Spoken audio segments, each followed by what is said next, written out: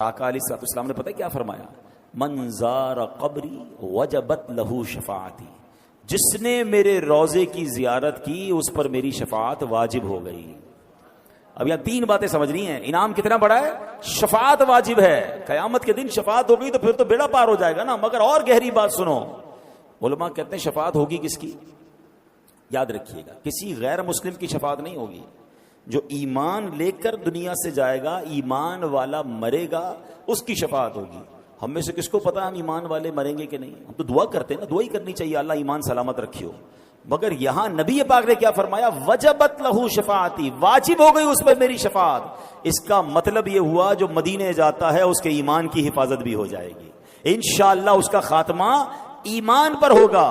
ایک اور عشق والی بات سنو، روایتوں میں آتا ہے جب قیامت کا دن آئے گا نا، سب سے پہلے شفاعت کبریٰ تو نبی پاک کو عطا کی جائے گی۔ سب سے پہلے شفاعت نبی پاک فرمائیں گے، جنت کا دروازہ کھلوائیں گے، اللہ کی بارگاہ میں سجدہ کریں گے، آپ کو شفاعت کی اجازت ملے گی۔ مگر اس کے بعد انبیاء بھی شفاعت کریں گے، اولیاء بھی شفاعت کریں گے، حافظ قرآن شفاعت کریں گے، حاجی اپنے گھر والوں کی شفاعت کرے گا۔ یہ تفصیل ہے کہ کس کس کو قیامت کے دن شفاعت کا موقع ملے گا۔ مگر سنو، جو مدینے گیا ہے، نبی پاک نے یہ نہیں فرمایا اس کی شفاعت واجب ہو گئی، فرمایا اس پر میری شفاعت واجب ہو گئی۔ وجبت لہو شفاعتی، میری شفاعت واجب ہو گئی۔ تو اے مدینے کے زائر، تجھے مبارک ہو، قیامت کے دن صرف شفاعت نہیں ہوگی بلکہ شفاعت خود رسول پاک علیہ السلام فرمائیں گے۔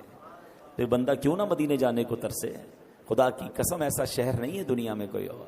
ہاں، دنیا میں آپ نے کئی ملک دیکھے ہوں گے، کئی شہر دیکھے ہوں گے، ایک دو بار دیکھنے کے بعد آپ کہتے ہیں یار 2 بار دیکھ لیا، اب کہیں اور چلتے ہیں، کتنی بار ایک جگہ جائیں گے؟